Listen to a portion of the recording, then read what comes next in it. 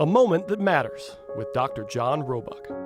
When I was a kid growing up in my hometown of Rome, Georgia, the local newspaper always provided a little countdown to Christmas in a small box on the front page of the paper. The text would read, X number of days until Christmas. It would feature a little cartoon. That was back in the day when everybody got a paper delivered to their house. But I still remember getting home from school and grabbing the paper to see in print how many days were left until Christmas morning.